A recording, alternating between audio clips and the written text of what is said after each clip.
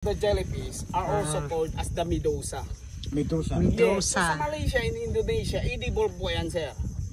Unlike dito mismo sa Santa Cruz Island where we are now, instead of tayo yung kumakain sa kanila, i-preserve na lang natin sa mga turtles to come.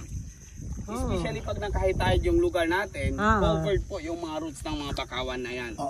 So ganyan po kalalim ng tubig na meron tayo dito. So it's about 1 meter po yung deep ng water dito. So early in the morning, dire-diretso kita dito.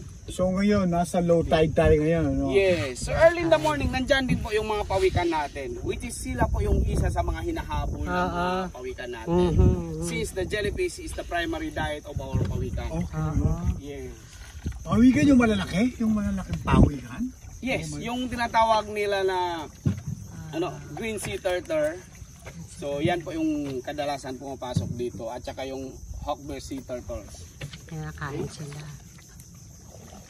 So, and now, may naririnig ba kayo, ma'am, sir? Tahimik eh. Galing mismo sa mga mangroves natin. Parang Something's hissing sound. hissing, ano? Yes. Yun lang. So, anong tawag sa inyo, sir? Sa Tagalog, ano ba yan? Mga creek. Ay tawag doon ka. Yes. So, actually, iba't-ibang term. In English, cricket po yan. Cricket Yes. yun, cricket yun. Either way, may mga Australian tourists din po kami pumasok dito. Ang tawag din sa kanila dyan, which is the orchest sounds of nature. Yes, kasi at any given time, ganyan at ganyan pa rin daw yung tono nila. Pero hindi cricket yun. Crickets po yan, sir. Ito. Yes. So, So yan po yung mga adult stage of the jellyfish. Yan, marami po yan dito. So unlike kanina, mga maliliit na jellyfish. Ay, malalaki na. Yes, malalaki po yan. So pag actually may mas malaki pa, yung tinatawag nila na medusa sa Malaysia and Indonesia. So it's about a serving plate, yung size niya, sir. So mga 12 to 14 inches if I will be gonna be mistake. So ganyan po kalaki ng jellyfish na meron tayo doon sa Malaysia at Indonesia. So yung kinakain nila, which is the very top of the jellyfish lang po. Yung tentacles, tinatapon po nila. Tinatapon na. Ayun, marami na sa dito. ito, malaki no? Hindi na siya. May stock na tayo. Okay. Lumiit kasi tubig, no? Ito, So, yan, nakikita nyo, sir, yung white bird, tumatayo dyan. So, yan po yung isa sa mga migratory birds natin. Parang ano yan eh. Yung tinatawag nila na egret. Yeah. Hindi naman siya meron. Actually, yung egret natin, may dalawang klaseng egret kasi tayo dito. So, yung white, yung gray, what is that, yellow legs, tinatawag nila na Asian egret. At yung black legs na tinatawag nila African egret. So, both of that egret is open po and dito sa Santa Cruz Island kahit walang passport. Yan. So, usually pag nakalutay yung area natin, dito po sila magpahinga or maghahanap ng kanilang makakain before going to mainland para mamalengke yung iba.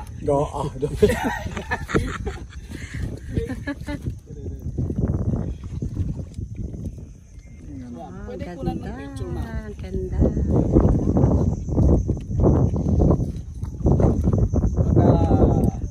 Pag nakuna namin yun ng picture yung egret natin, baka may previous friend kayo na sobrang tangkad. Yeah. At least, maalala nyo, ma'am. Oh, yes. Nakakaba ng ano eh. Yes, yung kinakain nila which is yung tiny fish. Mga magaling. Nangingisda yun, mga mangingisda yan. So may ibang birds din po tayo, tulad ng tinatawag nila na kingfisher. Kingfisher, yes. yeah. So yun po ang mas aktibo sa pagpangingisda. Mas active pa yan kaysa sa amin. Oo. Mangingisda ka rin? Yes, mangingisda din po kami, sir. So at night time, ito po yung lugar na nagsisilbing hanap buhay namin. Ayun. Then early in the morning, yung mga pinsan ko po yung magdadala doon sa beach area. Doon nila ibibenta. yung lahat ng Okay. nakukuha namin dito. Mm-mm. So tulad ng nakikita natin sa beachfront area, may binibenta na crabs. O yun ka, bumili na ako. Yes, yung Kinain mga namin isda, kanina. samaras. So Oo. actually lahat po yan is galing po yan dito, sir. Ay, galing dito. Yes. Hindi nyo na binibenta sa Kaya palay. very thankful po kami Oo. na nandito yung mangroves, Oo. yung lagoon. Unlike Lagoon, yung oo. sa different island, wala. Wala sa nito eh. kanila, tulad Wala. dito, no? Oo. So, pag malakas yung hangin, pag nagkaroon ng storm surge or typhoon, Oo. wala silang hanap buhay, matulog lang sa bahay, no? So, unlike dito sa amin, kahit malakas yung hangin, Meron. Meron may area kayo. kami Oo. na pwede maghanap ng Oo, Yes, buhay. oo. So, tulad nito. Kaya yung mangroves, tinatawag ng mga eksperto, which is the tidal forest of the land. Mhm. Yes, kasi sila po yung nagdidepensa sa atin. Oo Aside nga. from the universal creator, Mhm. sila kasi yung nagdidepensa sa atin. Most probably, pag nagkaroon ng tsunami, storm surge, or Oo, typhoon. sila. Siya Sila. pinaka-shield Yeah. natin. Oo. Kaya, dapat lang, i-protekta natin yung mga nature natin na meron tayo dito. Tama, So, yun tama din lang siya. isa sa mga dahilan na kung bakit hindi tayo gumagamit ng motorized. Kaya nga, napasin ko nga. Oo. Yes. Oo. Yung walang propeller. Wala. Kasi So, pag may propeller kasi yung bangga natin, so ang Madi-disturb. nangyayari, Na, maraming napuputol yung Yeah, mga nature napuputol. natin dito sa baba. Mm. Most probably yung mga seagrasses natin. Disturbing. So, since sila kasi yung may pinaka-importanting role within the lagoon area, so in return, we are going to protect them also. oo. Dapat talaga yung talagang protect. Malasakit Yes. talaga. Malasakit. Buti kayo ng ano nyo, yung dito tayo nabubuhay, nagbibigay lang nga ng buhay sa atin. Dapat talaga. Dapat talaga protektahan. Protektahan. So, yeah. Aside from sa hanap buhay, yan din po yung isa sa mga nagpidepensa sa Oo. atin pag nagkaroon ng tsunami o Oo. storm surge. Very unique, biro nasa Yes. gitna ka ng dagat, tapos may ganito. Yes, kahit gaano kalakas yung hangin sa Hangin, labas hindi o yung effect. alon sa labas. Pero pag pumasok ka dito sa area na to, Tahimik very, na. Very. very clear yung water. Oo. No? Hindi mo mabubuhay yan, yun. stay cool lang po yung water at hindi po malakas yung alon dito. Ito, lumalim na siya. So dito sa area na to, usually dito po kayo mamimingit ng barracuda, small Ayun. barracuda. Yes. So, or gumagamit sila ng pana para sa mga samarars natin, also known as the rabbit fish. Mhm. So, and now, familiar na ba tayo sa caviar, ma'am? Kabayo, yung yung Yes, itlog. yung itlog ng sturgeon Yung fish. itlog. mahal yun. Yes, well actually very expensive po yan, especially sa mga Japanese restaurant. Oo. Yan po yung ginagamit nila ipang mix sa mga sushi king. Yun, Yes, unlike dito sa Santa Cruz Island, no, total may alternative naman tayo na tinatawag nila na green caviar, Green cap. Oh, which green is also caviar. known as the sea grapes. Oo. Now, the Sea local grapes. terms of for sea grapes, which is the lato. So Lato. siguro familiar din sa inyo yung lato, ma'am. Lato. Yung lato or aroting, kulinat-nat. Parang hindi ko Parang narinig pa yun. So mamaya, kukuha tayo ng Okay, lato. okay, no? okay. And Lato. actually, hindi lang natin sila pwede ilato-lato lang, ma'am. Kasi yung lato natin dito is rich in iodine, which is nakaka-prevent sa greater. Mhm. And most especially, yung lato din natin dito is rich in antioxidant. Okay. That is the primary and the best ingredients for Korean skincare product natin Talaga? for whitening and glowing skin. Wow. Pero hindi ibig kong sabihin, yung lato na yan is for whitening and glowing Oh, skin. hindi. Oo. Tulad ng ginagawa ng mga turista ko dati, Oo. diretso nila agad sa mukha. Ah, Kasi sabi ni tour guide for whitening and glowing skin daw. sabi daw. So mas maganda, pag may lato na po tayo, Oo. linisin lang po natin ng maigi, then pagkatapos pwede na diretso kainin. Ayun. Bangon natin, hindi kaway. Ito.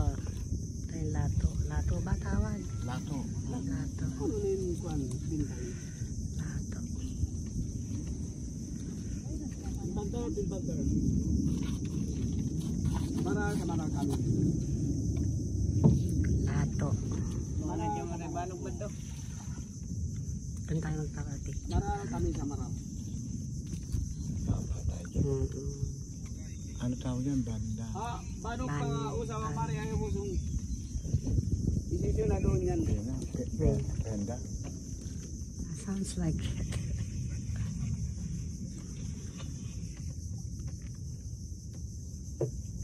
Kasan na kung dati pa yun. Ano? Sa mara, hindi ito yun sa mara. Pinpantar kami. Bakawan nga. Pinpantar. Saan ba kasi may bakawan sa Bangko Cavite kami at bangko. Cavite, mayroon bakawan. May ganito rin. Pero iba to. Iba to, maganda to, maano. Talagang Okay. So we'll go down here. nice. Oh.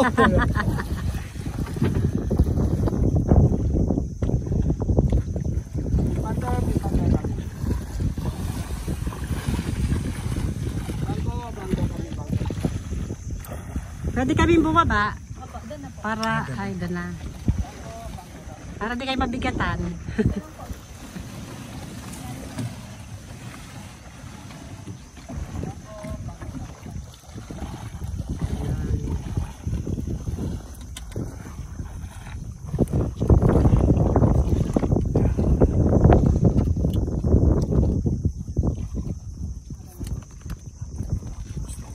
Ayun, thank you. Ha? Kato ko to. Gusto ko sila to.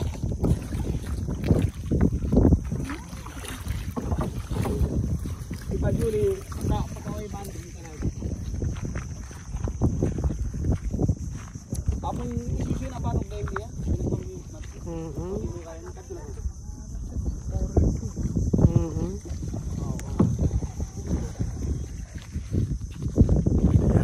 Oh, pamintaya to. Ganda naman. Okay, so pipicturan ko kayo.